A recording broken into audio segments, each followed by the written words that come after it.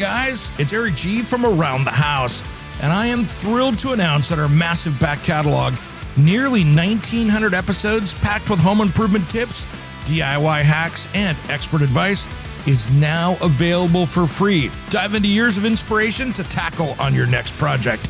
And just a heads up, some podcast players limit how far back you can go. So if you can't find it all, just head straight over to our website, aroundthehouseonline.com, and listen to every episode there. Don't miss out. Start binging today. And thanks for tuning in to Around the House.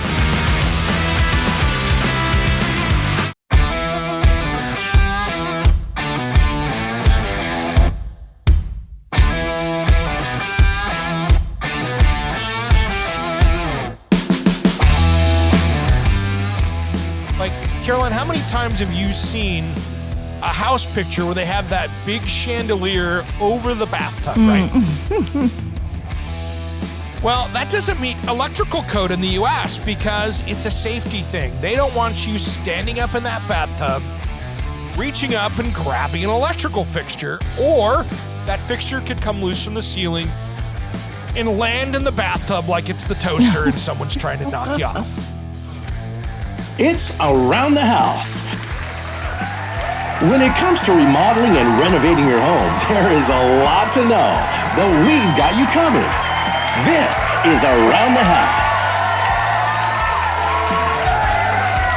Welcome to Around the House with Eric G and Caroline B, your home improvement, interior design, healthy home source every weekend. Thanks for joining us. I'm Eric G, and we got Caroline B sitting right here in the studio next to me. Hey guys, how y'all doing? Good. What a week, man. It was fun, and last weekend I probably hit it a little bit too hard with hanging out with friends and barbecuing, and you were hitting the rock concert world. I love it. Oh, it was a great weekend. First rock concert back after COVID. Everybody was so excited to be there. Styx was there, and like Styx was just, you could tell they were just thrilled to have people in an outdoor concert and everybody just hanging out and just enjoying themselves. So amen to that. It was a good time this weekend. That is awesome. And you were dealing with bugs, and I got bit on the nose by something. Yeah, tell them about your story. Eric had like a whopper on his nose. I don't know what the deal is. It's looking pretty decent today. Bad. But no. It's never good when Julie walks in on Sunday after I was outside working on the fence and out doing some stuff, and I knocked something off my face. I didn't know what it was. You just kind of do your thing. And she goes, "What happened to your face? So we're going to have to call Dr. Pimple Popper?" Oh, I'm like, that's not good. Oh my God. Have you ever watched that show? It's so crazy. Oh my God. Oh yeah. She's like, Julie can't watch it, but man, you get sucked into that thing. And then you wait, gross, and then it grosses you out. You're like, oh, why did I watch? It's that show you turn away, look at it, turn away, look at it. And the good news with that show is that they actually do help a lot of people out, which is awesome. She seems like a really good doctor. Like she does. She seems like she's really caring. Yeah, she's got it.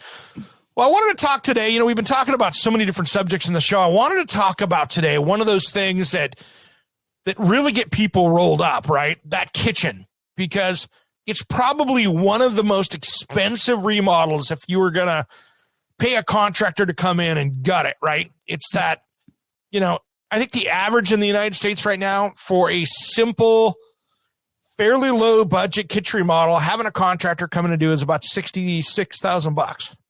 Yeah. Pretty expensive. I think we dread it, right? Like to me, my house, I'm always dreading the kitchen because it seems like the biggest expense, high ticket item that you're going to do. And you can't just kind of piecemeal it. You feel like if you're going to do one thing, you kind of got to do the whole thing.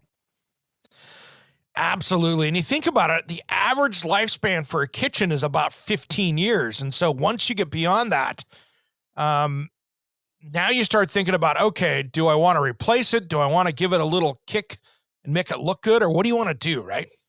Well, and also from a water standpoint, I usually tell my clients 20 years max. Like if you've got a kitchen that's over 20 years, you need a remodel just from condensation that happens. Your water sources are there. You're going to get a leak in something, whether it's a dishwasher, refrigerator, right? So yeah, everybody's due. If you're 20 years or over, you need to start doing a remodel, but we're here to help. Let's give them some good ideas. Yeah, absolutely. One of the things that when I'm thinking about, dressing up that kitchen and making it look good, and you want to do something on a budget, maybe you've only got a couple years left in this house and you're like, okay, my game plan is to move in 2 years or 3 years. I don't want to put a kitchen remodel in because, if you look at what the cost versus value is, many times that new kitchen isn't going to give you in a short term that full payment back. You might only get 70% of the money back on that, depending on your situation. So you kind of want to pay a little homage to that kitchen and say, okay, what can I do to make it look nice? And especially if you've got just a few years in it, it's one of those things that's good. So cabinets is a big one.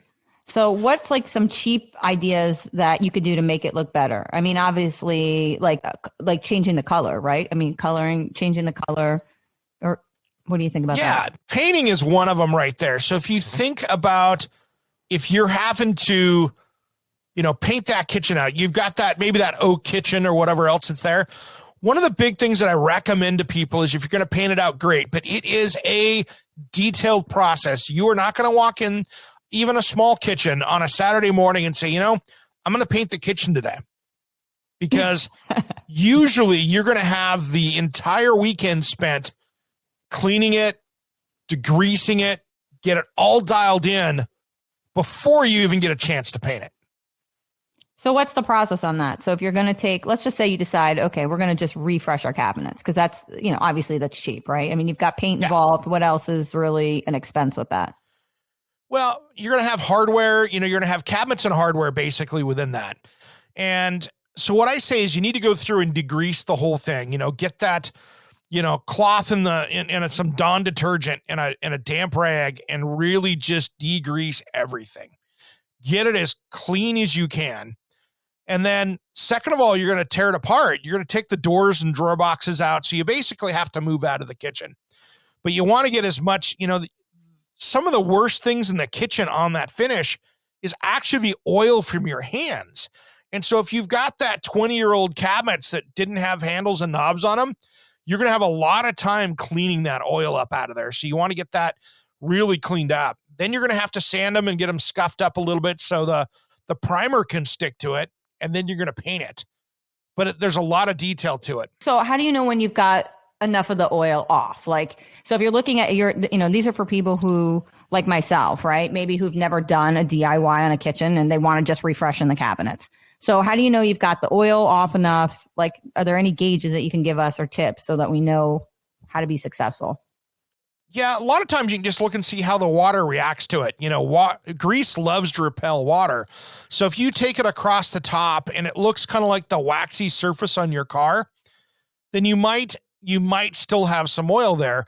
But the trick is it can also look like, that's the finish as well. So what I recommend is just getting Dawn. There are some commercial degreasers out there that you have to use that outside, or you're going to need to bring in some fresh air for that painting space in there for the proper prep.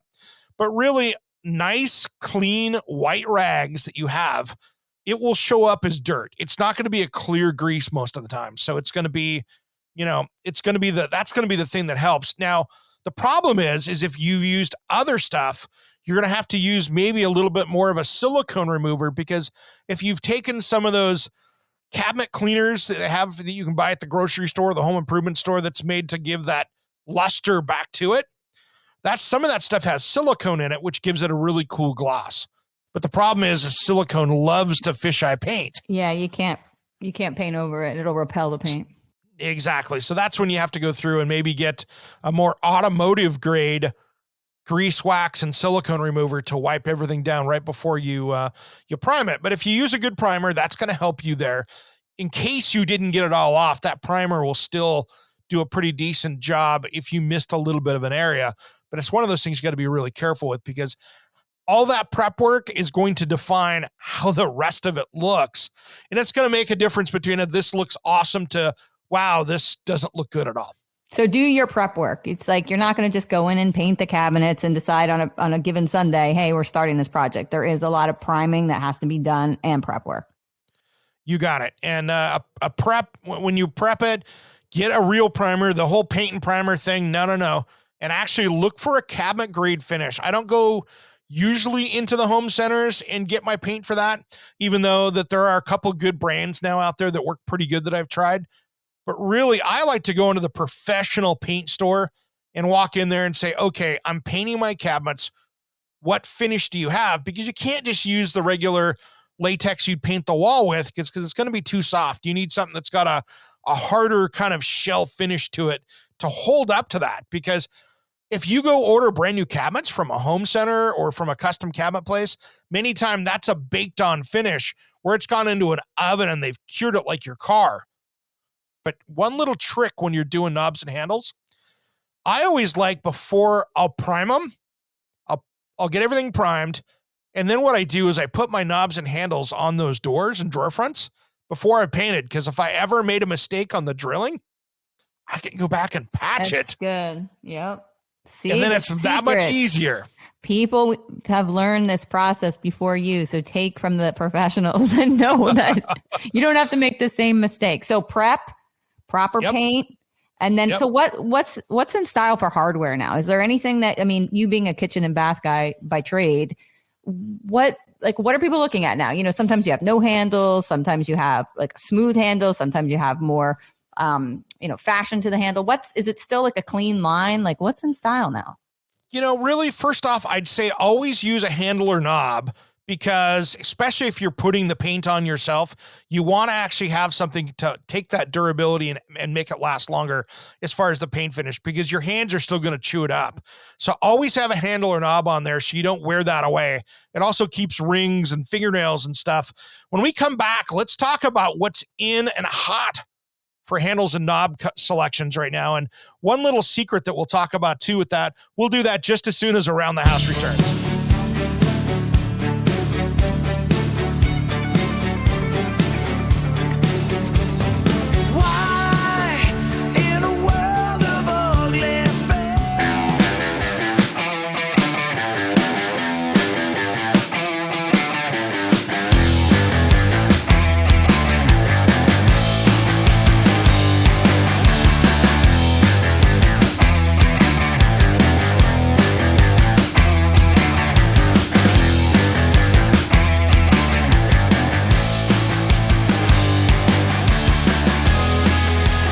Welcome back to Around the House with Eric G. and Caroline B. Where we've been talking kitchen refresh today. And hey. Caroline, we've been just debating kind of these kitchen things about, you know, especially when it comes down to having to clean that kitchen and get it ready for painting. And it's when you're doing that, it's a good time to kind of assess what's going on in that kitchen. Do you have water damage? Do you have bugs?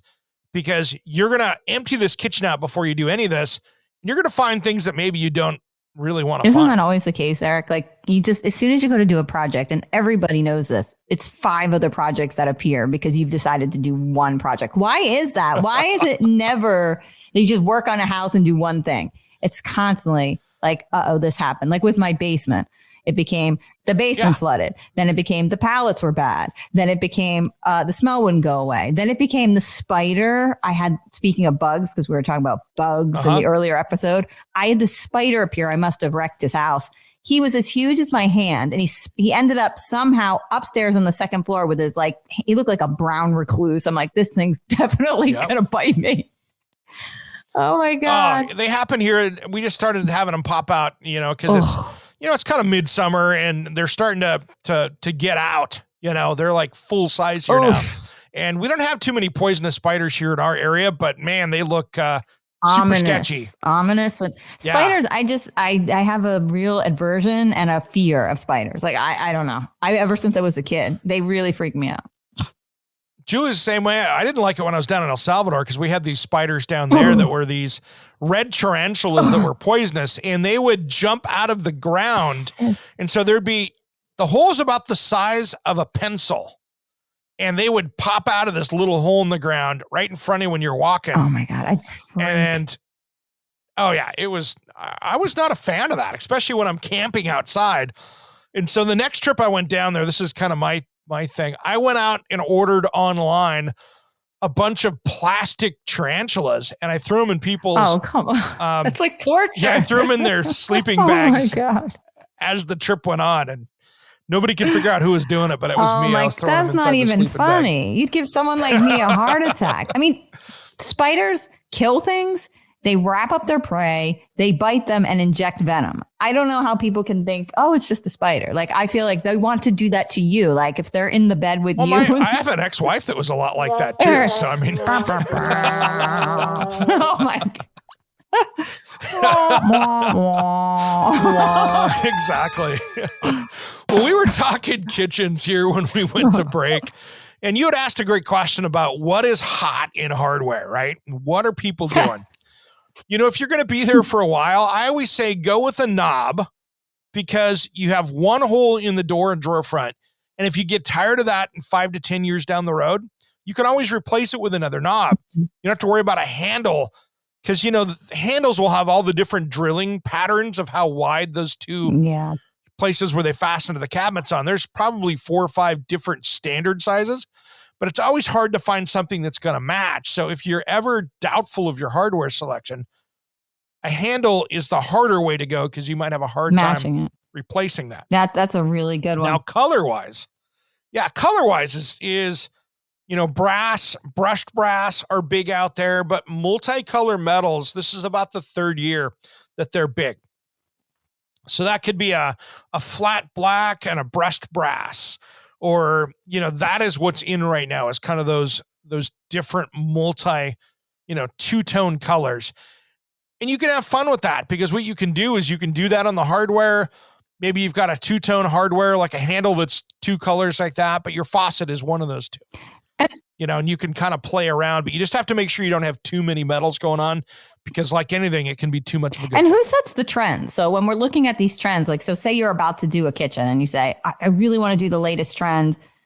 When does that come out? Does it come out at the home builder show? Like, when will you see a lot of these new trends? So like someone who's going to do their kitchen say, hey, maybe I want to wait and see what the latest trend is. It's like a car, right? So where do they go to get that information? And how do you know what that trend might be or get an inkling of where it's going to come from?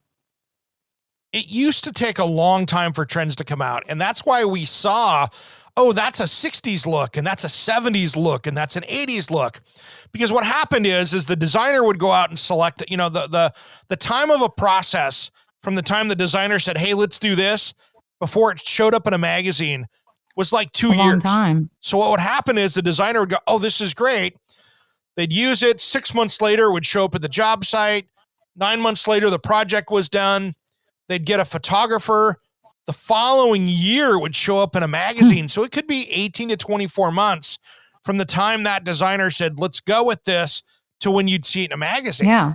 Well, now it's changing so fast. as a designer, I could be meeting with a client and they've got my idea up on Instagram before they've left the office. Isn't right? that wild? It's changing. So it's dramatically changing quickly. I see it. Like you turn around and you're like, wait, that's a new cabinet. This is a new faucet. And yep. And so what happened was that you would see it come up in a magazine, but manufacturers would now take another year or two for them to even get a hold of that because the manufacturer saw it the same time in the magazine as you did of your new design idea. And so it would take them 12, 24 months. So it could take 4 or 5 years for a trend to go around. Now things are just pivoting so quickly. But most of the styles you're seeing as far as what manufacturers are doing are coming out at the Design and Construction Week every year. That's at the end of January, early February. It's either in Orlando or Las Vegas. That's when those things come out.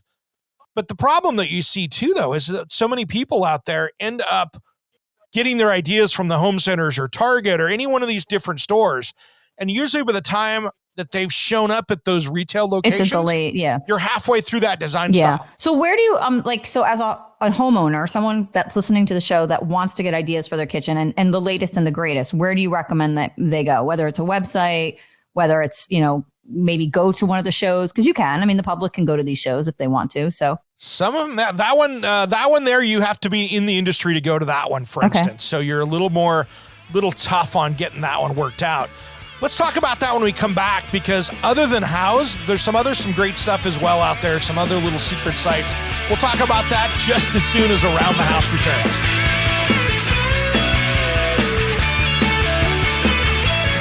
You know, two things only get better with time. Women and wine. Hey, this is Farewell, Angelina. Christina, and you're listening to Around the House with Eric G. It goes down so smooth. Ooh, it makes me want to pour gold in this glass, 'cause that color red never looks so good, so good. Let's pour gold in this glass, 'cause that color red never looks so good, so good. Down to the last drop, I'm not gonna stop.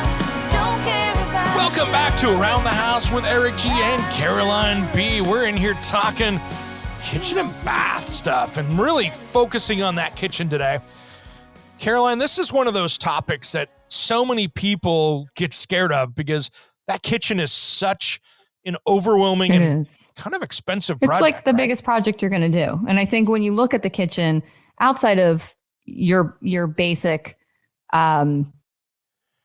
appliances, right? I mean, most people, they'll fix Yeah. the appliances first because it's so daunting to do all the cabinetry and the sink. And so, right, they'll be like, oh, I'll give it a fresh up. I'll just fix the appliance. And then you look and you're like, oh, crap. I really need to do the cabinets. I really need to do the countertops. So yeah, it's daunting and we're here to make that easier for you. And so Eric's got some good tips. I'm very, very, I like to be cutting edge and I like to do things other people aren't doing. So I want to know where I can go to really get good ideas, the newest products, what's really available, and not get something that has already been done or is going to be outdated by the time I get my kitchen done. Yeah, first off, I would stay away from the DIY networks and HD TVs because many times those things were recorded years ago. And many times they're recorded in Canada where maybe that building code is going to be different or it's not available in the US or it's a different product altogether. So my first place that I recommend is go to House because many designers and contractors will put up their recently completed projects up there. That project will show up on House, for instance, before it shows up. Is that house.com? Where do they go to see that? Yeah, house.com. That is, it's house.com. And that's an easy one. It's kind of like Pinterest, but any of these kind of picture websites, there's some things you need to keep in mind. Like, Caroline, how many times have you seen a house picture where they have that big chandelier over the bathtub, right? Well, that doesn't meet electrical code in the US because it's a safety thing. They don't want you standing up in that bathtub, reaching up and grabbing an electrical fixture, or that fixture could come loose from the ceiling and land in the bathtub like it's the toaster and someone's trying to knock you off. So some things just But aren't I can't legit. tell you how many times have I had a client go, I want to do this, and they have on their phone that picture of another country or even just an illegal installation of that going, well, I found it on the internet. Can't we do that? And the answer usually is no. And we'll talk about this on another show, but that's where some contractors will go in and put up that electrical box in the ceiling and put a cover plate on it. And then after they're done with the project, the homeowner will go back in and install that beautiful chandelier over the bathtub. Denied. Yep. You don't want to be doing that. Denied. No. So that happens more than you think it does, but that is unfortunately the case. Many times you just can't do that and keep it safe. Well, people get So you gotta be ideas careful. in their head and they want to make it happen, right? And I could be accused of that too, but you have to do it in a safe way because I think people are looking to be innovative. I mean, I think there's some people who are traditionalists, but for the most part, if I'm going to do a big project, I really want to have cutting edge, whether it's, my keyless entry, we're talking about doors. They have a new system where you can just put your finger up against your fingerprint and you go right in your front door. I think that's really cool. So like things like that, if you're really an innovator, like we need to get the right information. So house.com, that's what you're recommending. Yeah, house.com is one that's really good. Those guys have some good stuff up there. And then, I hate to say it, leaning on your designer is a big one because they have some knowledge of what works and what doesn't. And if you're going to be working on a kitchen and you're going to be working on something like that, even if you're doing a major refresh where maybe you're not swapping out cabinets, but you're doing some other stuff in there, a few hours with a designer will always save you money because they're going to help guide you down the road to get the project completed. And they're the one that can also go, have you ever thought of this? And by the way, this probably won't work like you think it is. And from a markup standpoint, Eric, how much should someone be paying for a designer? So like if you're doing a kitchen, what is the appropriate amount of money that the designer should be taking? Is it 10%? Is it 15%, 20%? And it depends on what it is, because here's why. There are some designers out there that won't mark the products up at all, but they will charge by the hour. And so their hourly rate is going to be higher than if they're giving you an hourly rate with the percentage on the materials. Mm-hmm. And so I like to really kind of have an open book with the designer. You have to kind of negotiate that out. Now, here's some of the problems that you run into. And this is a struggle in the design community that I know it's very torn, and we could bring 5 designers on here and we'd have the most grand argument of which is better. For a homeowner, there's a problem if you have the designer who's marking the products up, and then you've got another plumber or electrician or contractor working on it. Because that plumber or the electrician, when they install something, they're going to warranty it if that went through their books. Correct. So I don't like getting in the middle of this where you've got those products that are bought by the designer, the plumber's installing it. In a year from now, you've got a warranty issue. And the plumber goes, I don't know, man. You gave me the stuff. It's your stuff. Yeah. Now you're paying. And the product warranty, they'll get you a replacement part, but you're paying to have that fixed. I would prefer to have that contractor buy it, so his plumber puts it in. Mm-hmm. And so now that's covered by that warranty. That's where it starts to save you some money. And I think you get a better warranty on the install when that contractor owns that material and the labor. Because if you've got a 1-year warranty or a 2-year warranty, whatever that contractor gave, that's where it's going to save you some money if you're paying somebody to do that. Otherwise, if you're supplying the materials yourself as a homeowner, for instance, if the plumber shows up and goes, hey, you're missing some parts here, you're now the errand boy. You have to go track that down for the plumber because you're the one bringing the materials in. Yep.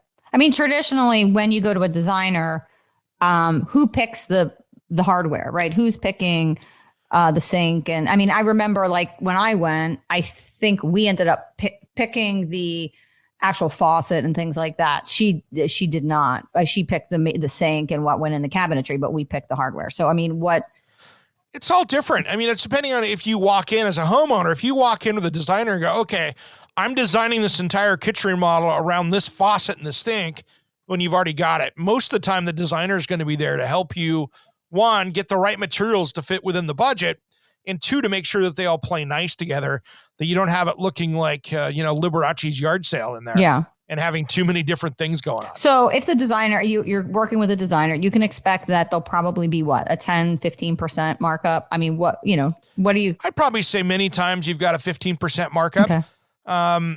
You might see it a little bit less. You might see it more. But that's the negotiation you need to sit down before you start even designing on the project. How do they work? Understand how they work and have a very open book concept of how this goes. Because you want to know what those markups are so everybody can manage it. Because I don't want to see the designer be marking that up 15% and then the contractor's marking it up another 15%. And that's where you have to be really careful with this stuff. And this is the hardest thing in a remodel to navigate, is to find out how it's going. Because let's be honest, an open book for the design community out here, these are some of the insider secrets that I want you to pay attention to as a homeowner, is that contractor probably has a better discount off that product than the designer does. So let's say the contractor that's your remodeler walks into a plumbing store and says, okay, I get 40% off this place as a discount off of retail. That designer might only get 15 or 20%. Correct. So if that contractor is marking that up 15%, you've got a big savings. You're already getting 15 or 20% off of what the retail would have been. If you would have walked in there as, Mrs. Smith homeowner, you already got a big savings there.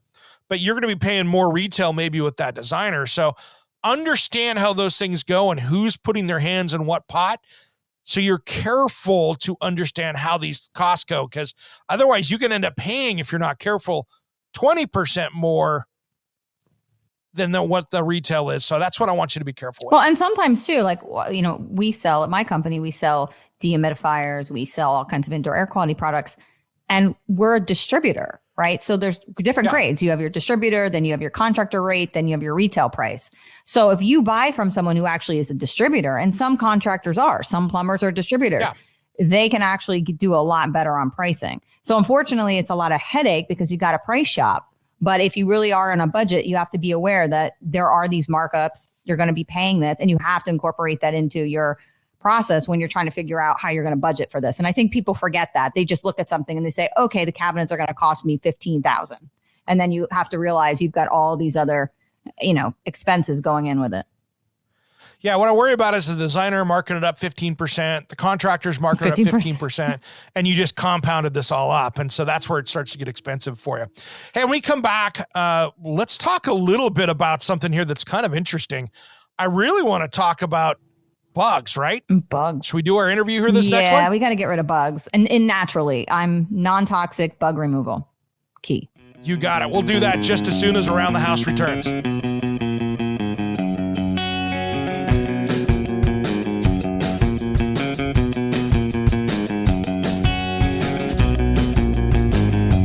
Hey, it's Eric G. with Around the House. Are you looking to grow your business?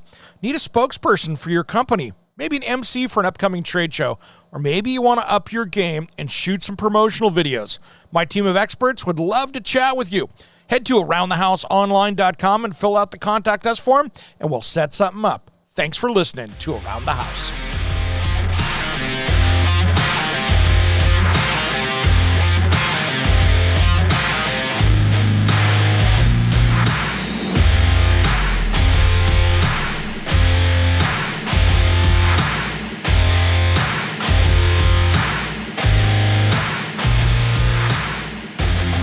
Welcome back to Around the House with Eric G. and Caroline B., where we talk home improvement and everything between the fences every weekend. Well, we've got a special guest here in the studio today from Repel and Refresh.com. We've got Inga. Welcome to the show, Inga. Hey, Inga. Hi, guys. Good morning, Caroline. Good morning, Eric. This product is what she's offering, Eric, is coming at like the most amazing time. I was at the concert this weekend, went to see Styx. It was amazing. Lots of stories to tell, but on my blanket, I was pulling ticks left and right, little deer ticks right off the blanket. One would disappear, next one came. So Inga's got something for us, I think. For me, anyway. Absolutely, Inga. Let's talk about that a little bit, about what you got going on. Thank you very much. Yes, I call it industrial chic. And Nice. The website is repelrefresh.com. There really is nothing like this on the market. I created this because I didn't see it on the market. It is, instead of a commercial air freshener and instead of a commercial roach repellent or roach spray, this is an all natural, organic, made simply with a little vinegar, essential oils, a little alcohol, antibacterial, and distilled water. Completely safe, pet safe, kid safe, aromatherapy, allergy safe. So we can use this spray. Like, so if I go out, I was at a concert, I put my blanket down, I want to keep ants and bugs and all this good stuff from coming off my blanket while I'm trying to enjoy a show. You spray this the perimeter around. It's all natural, safe for pets, safe for the family. The whole blanket. Spray the blanket, spray your coat, really. I mean, 6 inches away, right? But it lands, and it's a nice strong odor, and it repels them. It is a nice layer of protection. I believe people like, us wellness warriors who know about essential oils know the power of it. A lot of people who bring them along or who use little bottles. I tried to make a nice, easy bottle that's you can bring along, clear your air, add a layer of protection when it falls, when you spray. And it looks good too, right? It's like an easy to use. I can throw that in my bag, right, Eric? You'd use that around the house. I mean, I'm always looking for things around the house that are natural and organic. I don't want to use a lot of toxic stuff. And I'm a little more cognizant of that than Eric is. Eric will use Break Clean. No, I'm just kidding. No, and that's kind of wanted to make it this industrial chic bottle where it's not very girly either. I want a guy to pick it up. Eric, would you pick it up? The test is, would Eric pick it up? Would you pick up a natural bug spray? Absolutely. Yeah, it's got a cool little green and black logo on it. It's cool. Yeah. Right? peppermint cypress, lemongrass orange, or tea tree lemon.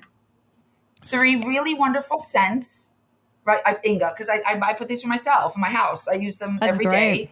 Repel and refresh.com. I like it. Yes, well, just Repel Refresh, not add, just Repel Refresh. It's called R&R because it says Repel and Refresh R&R, but the website is just repelrefresh.com.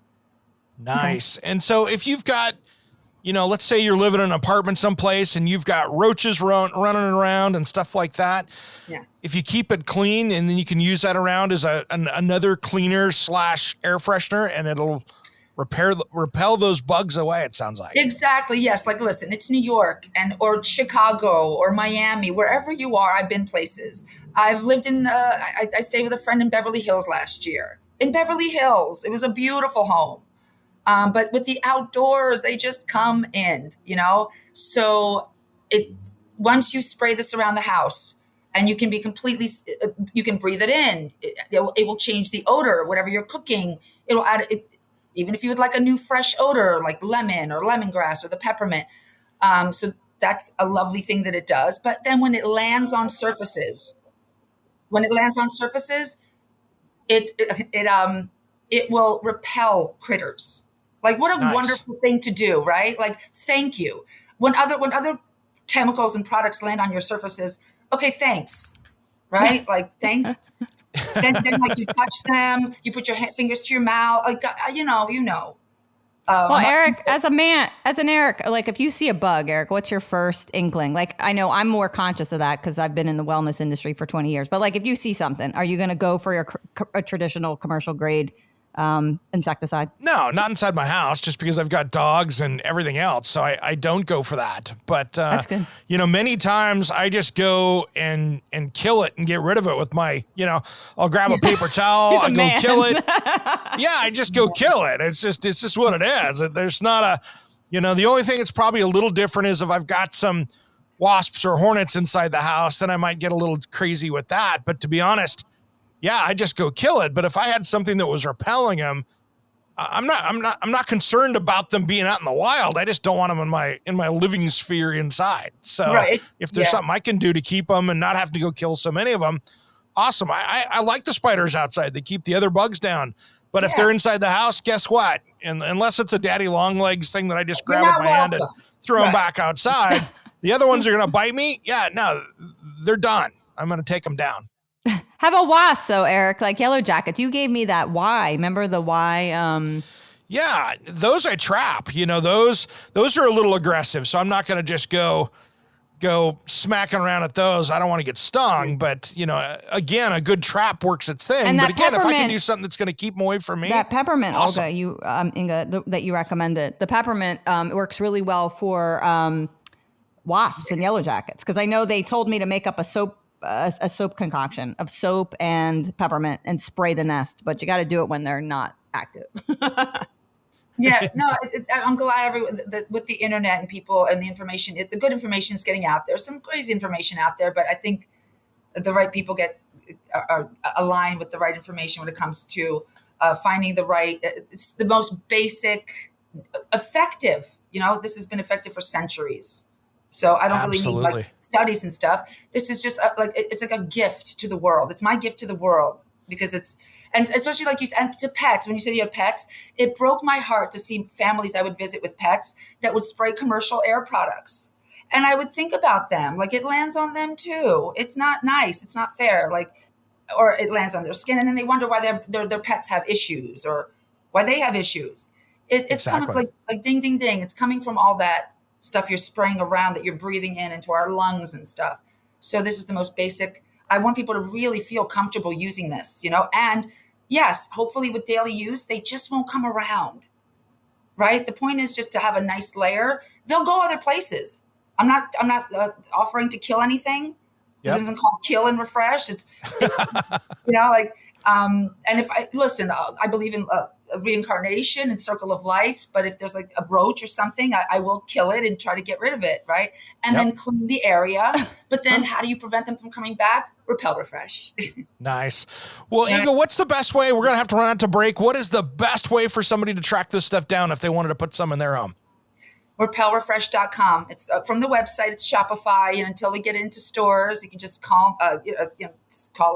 order it from repelrefresh.com. Thanks, Inga. Perfect. Thanks for coming on today. We'll be right back. Come on.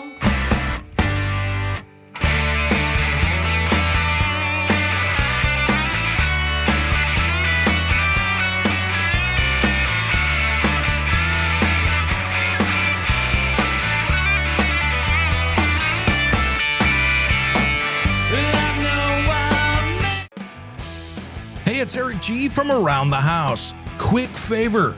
If you're enjoying the show, the absolute best way you can support us is by leaving a quick review on your favorite podcast player. Apple Podcasts, Spotify, whatever you're listening to. It literally takes 30 seconds, and here's why it matters so much to us. Those reviews help new listeners discover the podcast. Tell the algorithms we're worth recommending, and give us the feedback we need to bring you even better episodes. More of the topics you love, and guests that actually move the needle for you. That helps us help you. It's as simple as that. So if the show's been useful, funny, or just made your day a little better, pop over right now, drop a star rating, and a couple of sentences. We'll be genuinely grateful. Thanks for being a part of the Around the House crew, and let's keep that conversation going.